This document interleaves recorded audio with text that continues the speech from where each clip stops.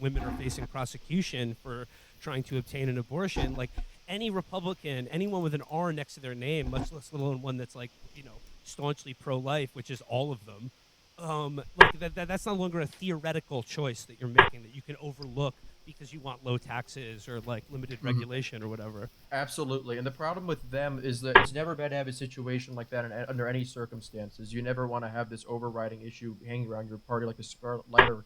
But what's especially bad for Republicans is that this will never go away. This is going to be a permanent issue. Just like how, like, pro-choice, when like it was established, that never stopped being an issue for Democrats.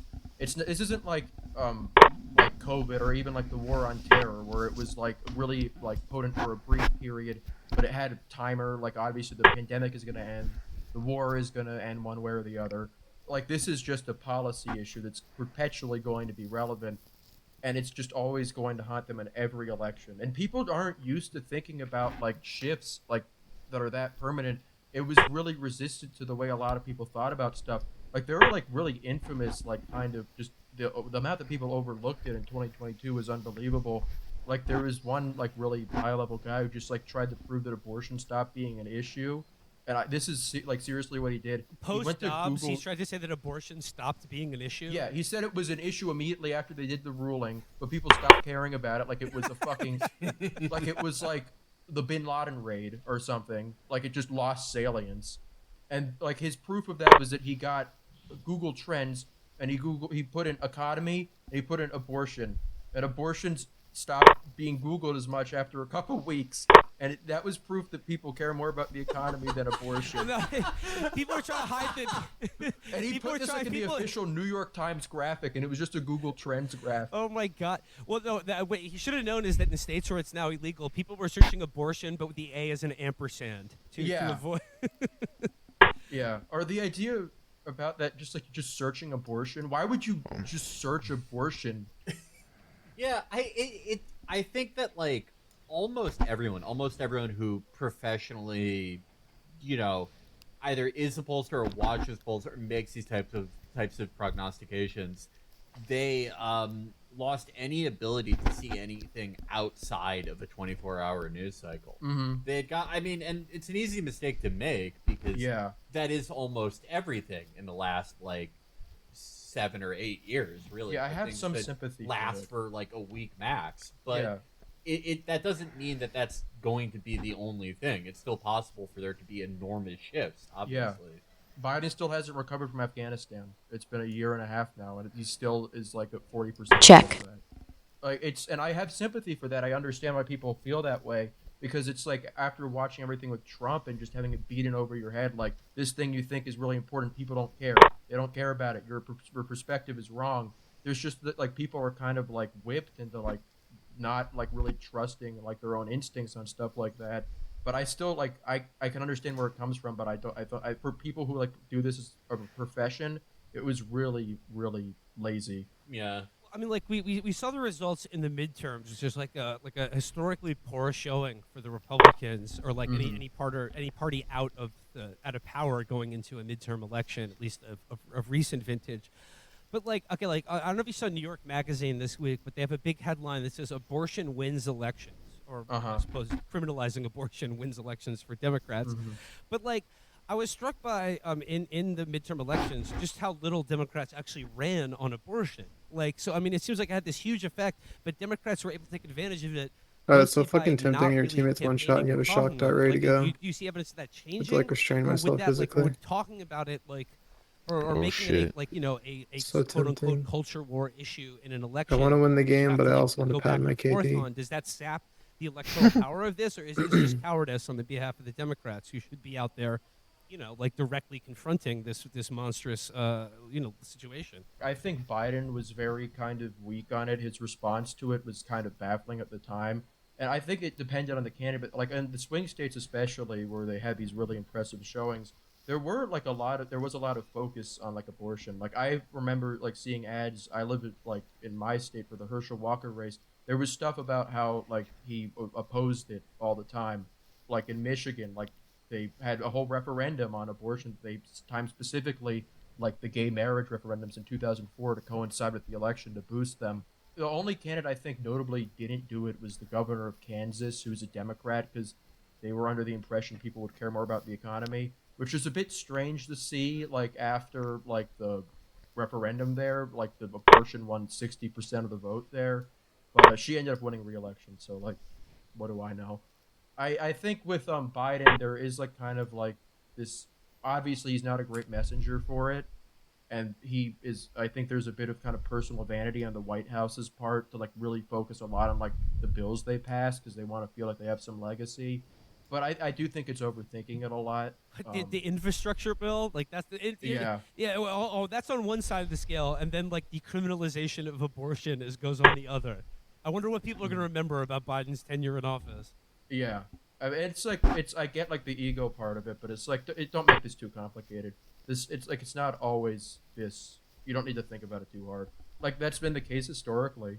Like the biggest shifts have just been something that's just obvious and hammering on that.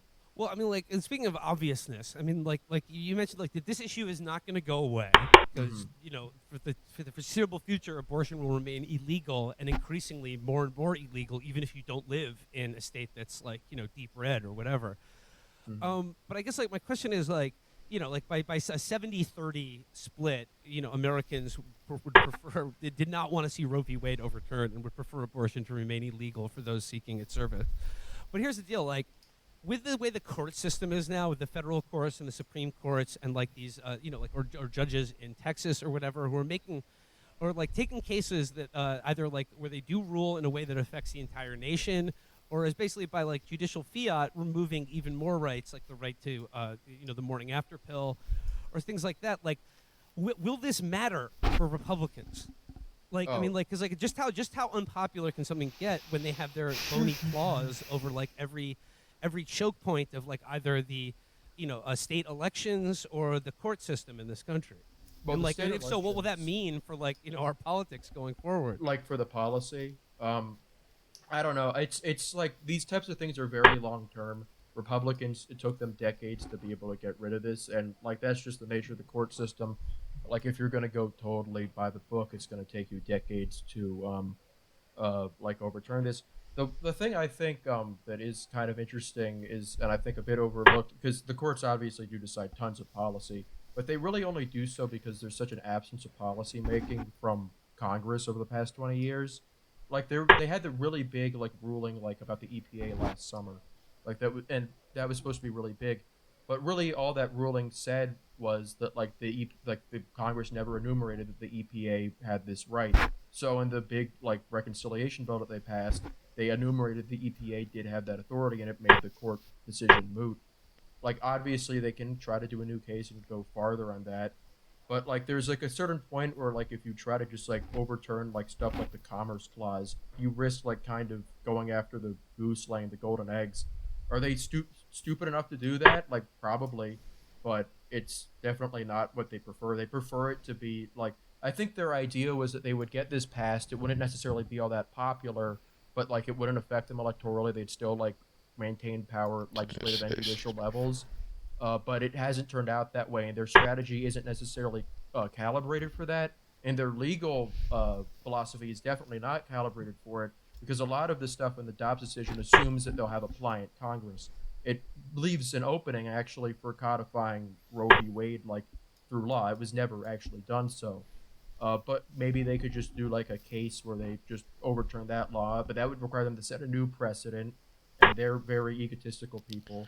Guess they Like didn't have they'll to move exercise it. power if they have it, but like they've left themselves kind of like they've had their guards down in some instances, and I don't think that they've really anticipated a lot of what happened. It related to this is another piece you have on Substack that looks at the net effect of of anti-trans rhetoric and policy proposals, and just making gender issues, especially at the school level, like red meat, that like heretofore would seem like a ready-made issue for like right-wing red meat. You shovel that out, it riles people up. You put Democrats in the position of defending stuff that sounds weird, and then hey, like you're laughing, you're having lunch. But like, I mean, you go through it piece by piece about how like virtually everyone who tried to sign on for this in the midterm elections ate shit on it. What do you think is going on with there? Like, I mean, has the American public consciousness just shifted so fast, like since the Obergefell decision legalizing gay marriage, that everyone just sort of has this attitude of like, oh, like gay people are just a normal part of American society, and then like from there, it's just like not too far a leap to say, well, it's the same is true for trans people. Like, how did the anti-trans agenda of this current Republican election, like how did that become such a disaster for them? Yeah, well, what I write about, like, and I Well, went I back to guess the I history for missed this, not it. just in 2022, but going back to like 2015 when this started, and it was a response to Obergefell. Like, they needed a new wedge issue, like not just electorally, they felt like they needed it, but like I think mentally they had to feel like they were going after the libs on something. With like I don't think that people's mindset is like I don't think anything has really changed since Obergefell. Stuff has changed since like 2004, but like it was mostly during the 10 years when gay marriage just miraculously became super popular. I still don't even really know how that happened. Like that was very strange. Like that usually issues don't move that quickly. I mean, I think people. I mean, like Yeah. in my personal opinion, is I think people were already there. I think they were just waiting for some official body to like sanction what they already are believed to be the case. They were just to be like, oh, Mhm. now it's okay to say it. But I think people were sort of cowed by this like Mhm. imaginary impression that it was like much less popular than it actually was. And then Yeah. once the Supreme Court stepped in, and then everyone was like, oh, it's like it's legal now. I think that like everyone just sort of like were able to like just admit openly or come out, if you will, of an attitude that I Mhm. think most people had had for quite some time. Well, I think the popular opinion actually did predate the court. A lot of the reason why the court actually did rule the way that they did was because gay marriage became really popular, like in the early 2010s. So just like the attitudes have always been the same there. What's changed is that Republicans like are constantly convincing themselves of like shadow boxing with reality, like that they like no, this is we're gonna go back to 2004. We're gonna have an in. We're gonna like be able to get all the socially conservative minorities on our side this time.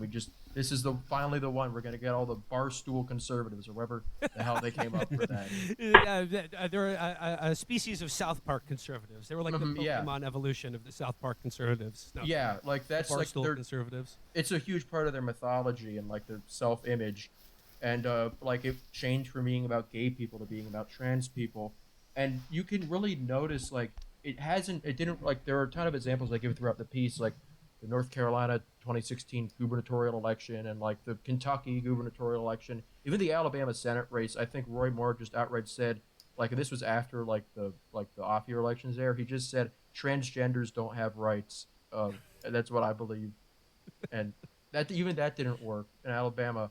So nothing about like the politics has really like been revealed since the North Carolina race. It's just like Republicans just like they want to believe that it works, and it like their kind of mindset has gotten so like kind of backed into a corner with it they can even like believe in or express.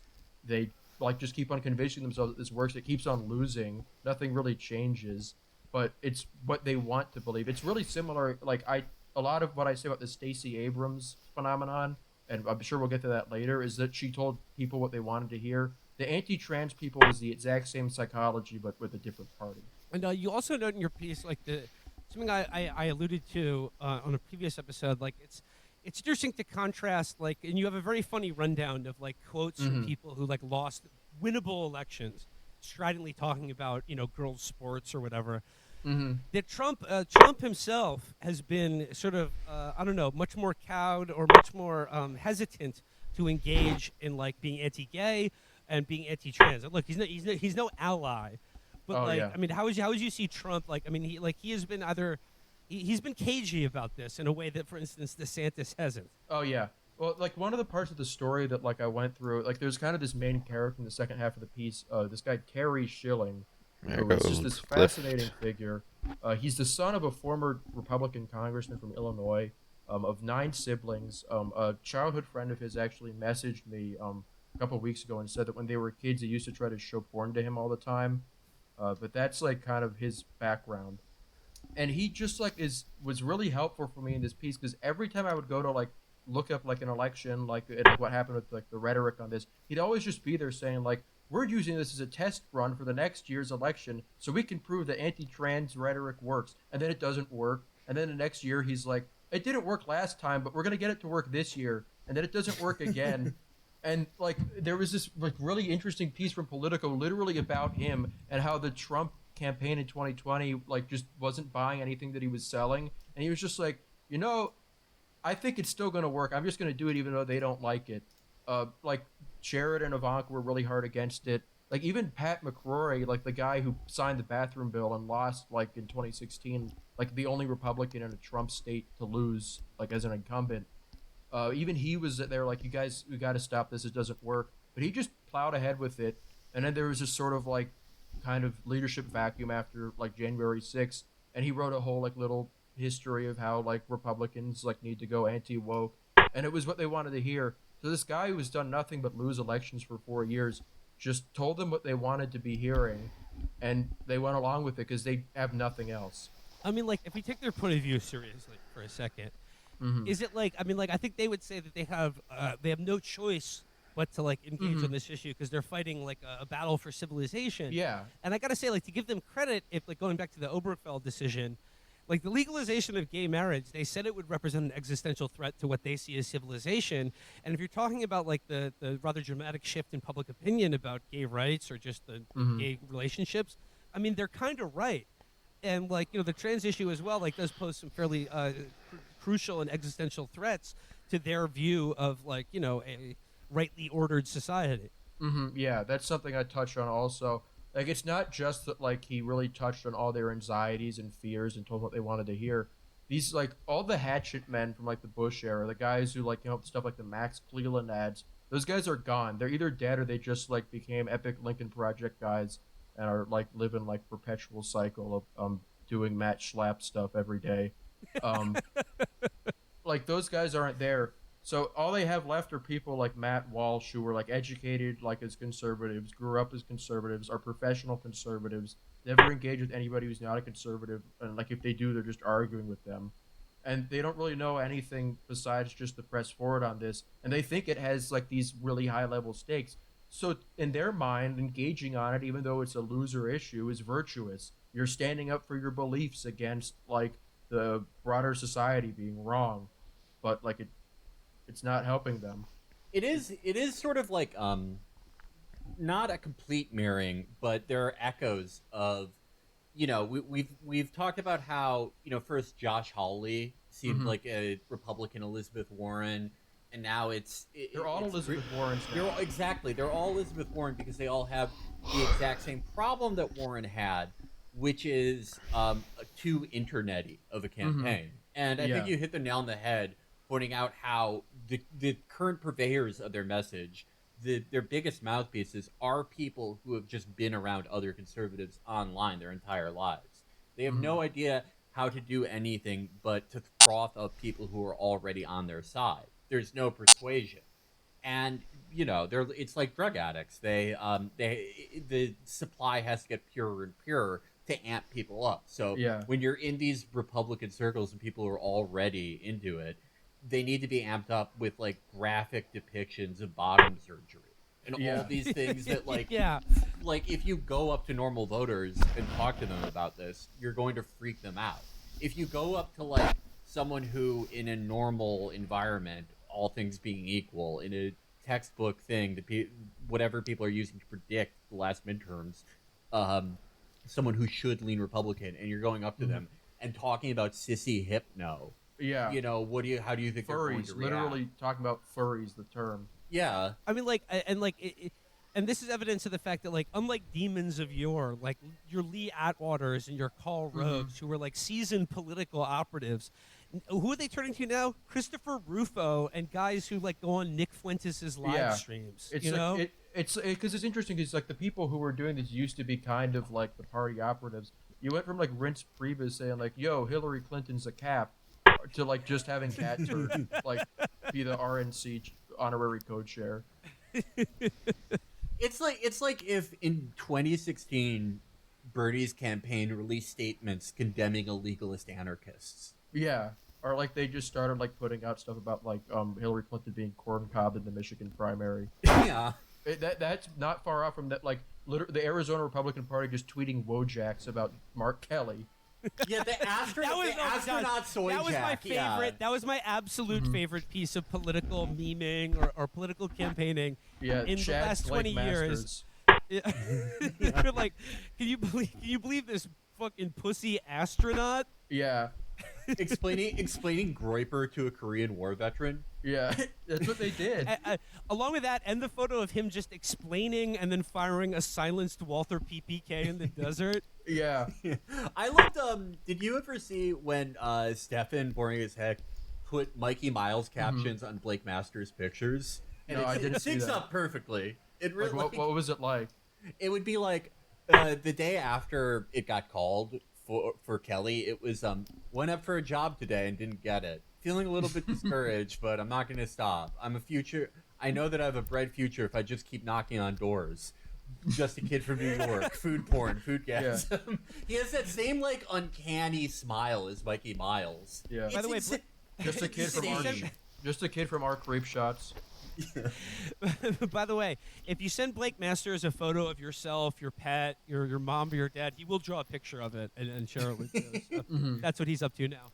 I think Blake Masters is the perfect example of GOP overconfidence in 2022 because you would not let Peter Thiel buy that guy's nomination if you thought it was going to be a tough year. Yeah, and they did that in several states. Like they were like trailing in Ohio for like 4 months because they went with the Thiel guy there, JD Vance. Yeah, he was the only one that did win.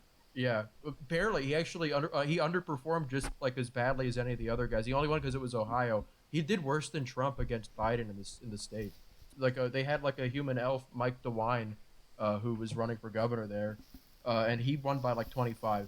So it wasn't exactly a hard environment, and he did pretty poorly because of that. In the literal sense, I don't feel bad for Mike DeWine, but like in some spiritual sense, I do because he was like he has the face and the name of an Iran-Contra co-conspirator, but he's in the wrong era. No, he's actually not really. He was first elected to public office in the 70s. If he grinded harder, he could have been there. Oh yeah, he was slacking. He wasn't in the bullpen. He wasn't. 80s. No, he was in like the single A Hamilton County Board of Commissioners team. Oh my God, yeah, he's old. I thought he was in his like 60s. No, he's ancient. He's 70. He's so old. He was a Christ. senator for 3 terms, lost, and then came back and became governor 12 years later. And he's like the most popular man in the country. Yeah, he's a popular governor who like probably has a grudge against Frank Church. Yeah. Like campaigned against them in person. They need to that's what the 12-year-old Republicans. You need to have Mike DeWine stand. You're standing for the wrong people. Yeah, Mike DeWine. Yeah, if you're a 13-year-old who's just coming out of his integrated stage, start standing Mike DeWine. Yeah, he's a good place to start off from. I mentioned in the piece about the history of anti-trans politics, you have a long list of quotes from loser candidates and like how much they lost by. And look, out of no this is no virtue on my part, but I gotta say I think they sunk themselves by making a lot of this about high school girls sports or women's sports in general. Yeah. Because let's be honest, Americans don't give a shit about women's sports. Yeah, you're defending the honor of the WNBA. Look, the WNBA is like so unpopular. It was like I knew fantasy leagues in high school where the challenge if you lost a league you had to go to a WNBA game. Like this is like what you're staking everything on. And usually conservatives especially hate women's sports because it empowers young girls. Yeah, and you know how to do something other than get pregnant. The fascinating thing about this, it's like the Republican consulting class now is either Eric Schmidt is swagging out like 20-year-old weirdos. Are just 80-year-old people who were around during Iran-Contra because they are bringing up the women in sports things because they think it's an own against Birch Bayh for writing Title IX in 1971. They think they're getting him by his own logic there. That's where it comes from. So, you talked a bit about how they've sort of sunk themselves because they've begun to believe exactly what they want to hear. And they begin to hire people, and speaking of the right, of people like Christopher Rufo or young based groypers, who let them know that they're cool and cutting edge, and and that penises are being amputated by the millions every day in this country. But let's turn to the other side of the aisle because you have 2 very good pieces on your Substack called "The Art of Losing" that focus on Beto O'Rourke and Stacey Abrams. So like you mentioned that this is a similar phenomenon is going on with with these two much hyped Democratic candidates. So like, what is the Democratic version of what is Stacey Abrams and Beto O'Rourke telling Democratic donors this was a little run these campaigns and do these media buys bit of that a they want mistake. to hear that isn't necessarily true? Well, I think Stacey Abrams and O'Rourke are slightly different. They're like similar, like in that they were both like they were in two like kind of historically Republican states, and they represented like the future of the party. But they are different in the sense that like Abrams is much smarter than Beto. Beto is actually kind of like stupid. Like that's why he ran for president. She didn't. Like she was running for vice president. But like Beto, I don't think was doing some nefarious scheme. He's just like really like confident in himself. He believes in himself. He thought like he like was the guy, and he actually kind of like did pretty well. His first run, he did like very well. Like, actually, No, like you mentioned in the piece, like how impressive him almost beating Ted Cruz in that Senate race was. Like he came within less than 2 points, I think. yeah, it was 2.3%. But then he immediately Yeah, just set it all on fire. Yeah. It was like death of a salesman, but if he made one good deal, and then just like the whole thing happened. Yeah, we I remember us from working on this during his run for presidency, and you talked about in the piece when he presents as sort of like something that no one else has tried before, really, an ultra maximalist social liberalism where there's like no economic policy really, nothing safety net related. But it's stuff like we're gonna take tax breaks away from churches. That was so cool. we will make burger illegal. Yeah. That was the version of like he was literally doing we're gonna make burger illegal, and it was funny because I think it was just like he had so much exposure to Republican attacks against him that he just sort of like thought like, okay, this is what we believe. So he was like going out there and he was like, okay guys, so we really want to like we only want NATO to get involved in the Iraq war so Bin Laden can win, right? And people were like, no, fuck off. What are you talking about? Gonna make your guns into mosques. Yeah, it's like, okay guys, we really don't want. We really don't want the troops to get body armor. We're just lying about that. So like, Beto is just kind of a bimbo. But like, I mean, like the example of Stacey Abrams is that I remember like when I saw media, like her campaign ads or whatever, it was always in this tone of like, we deserve better. We're so much better as a people. Like we can rise above all this. To which I say, Cap. No, we're not better than this. Citation needed. Obviously not. And like none also, of us are nearly as good as her. I could not like funnel $40 million of campaign donations into my friend's law firm. I could not do that. You're better than me. But like, do you see what I mean? Like in that terms of like for the Democratic donor class and the media class, they have a very distinct like mythology that they're telling themselves is true that isn't, and that's it. And that's this idea that like there's this like. There are better angels out there that are by the way completely unrelated to people's like material economic concerns and issues in their lives. They're just sort of if you can appeal to like just like the soaring orator, like appeal to people the good inside everyone's heart. Yeah, like they'll know that they deserve better, and it's just like people are like I deserve health care. What the fuck are you talking about? Yeah, that's the thing. It's like the thing about like appealing to better angels is you don't really have to try. All you have to do is they just exist and you appeal to them. You don't have to put in any work. You don't have to put a coalition. You don't have to make any promises or act on them. You don't have to really like create a message. It's there for you, and you just have to be brave enough to double down on what you already wanted to do in the first place and take it. And that was exactly what her whole thing was doing. And what's funny about it is that like she actually did have very concrete goals, and she's never met them. She said she would register like 140,000 voters like in 20 fucking like 13, and she like registered like 10,000. She said like she was gonna make black voters like 30% of the electorate. They were 26 last year. Like she has failed at all these concrete goals. It's not hard at all to tell that she isn't living up to it. But people don't want to hear that she's failed. They want to believe in a world where she is at least trying and succeeding. So that's how. But I believe in the world where she's president of planet Earth in the 25th literally century. President of Earth. It's so on the nose. They made that too easy. I felt like not including that because it's just really just like, come on, make it harder.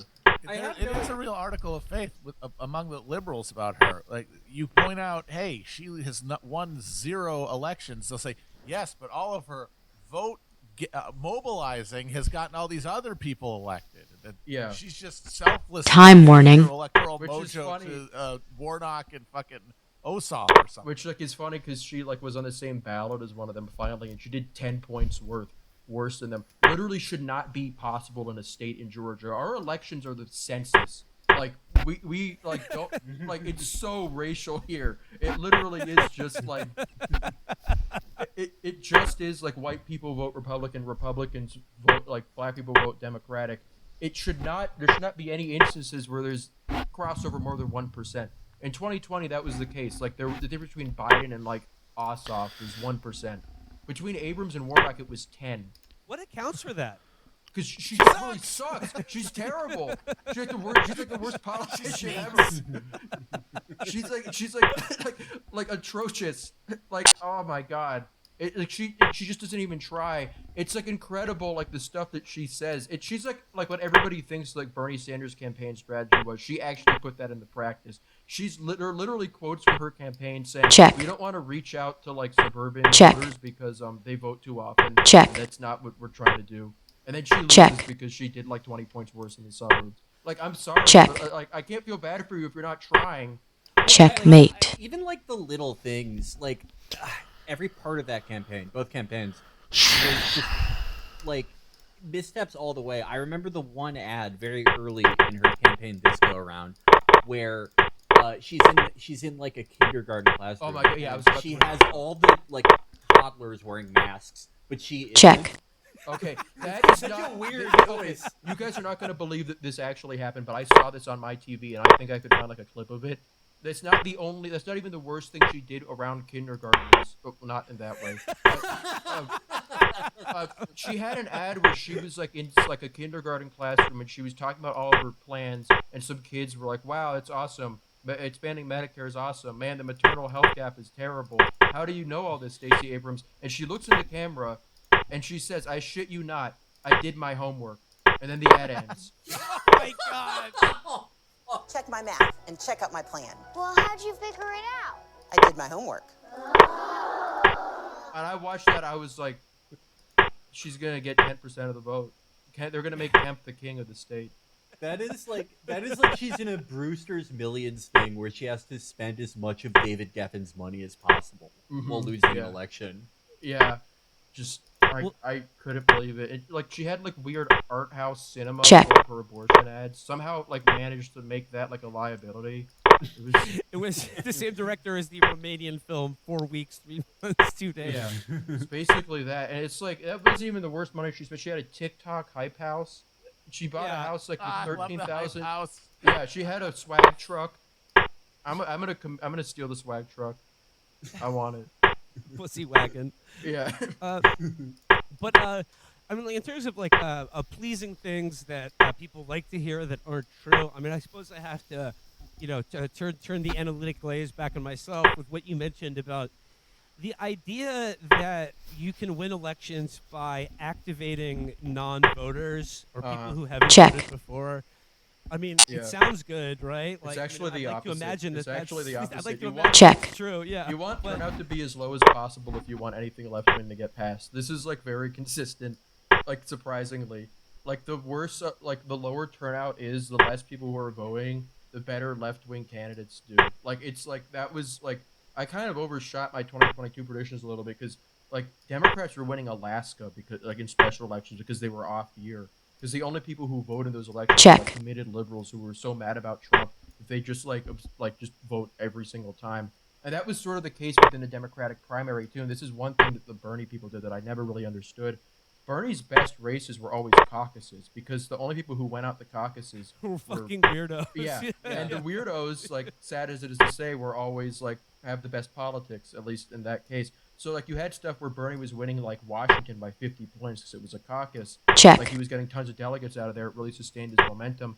But then they have the big thing after the election where like, okay, we're ready to make concessions. What do the Bernie people want? How do we like fix the process? There's like the new McGovern-Fraser Commission.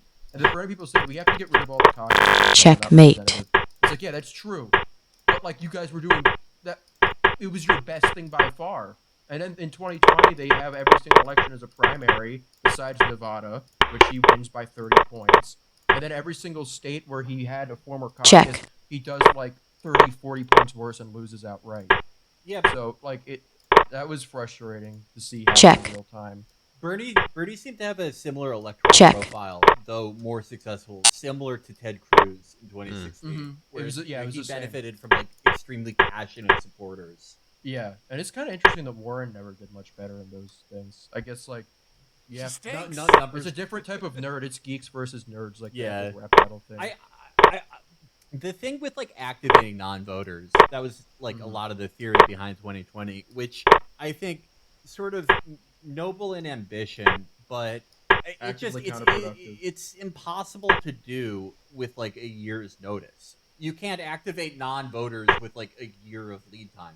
That would take like a decade of organization. Yeah, that's unfortunately. You true. also cannot get it by spending any money on fucking advertisements, Yep. which ends up being the vast majority of your expenditures. And that is literally going into the garbage if you're trying to reach non-voters. And the issue is it might actually be actively counterproductive to have higher turnout.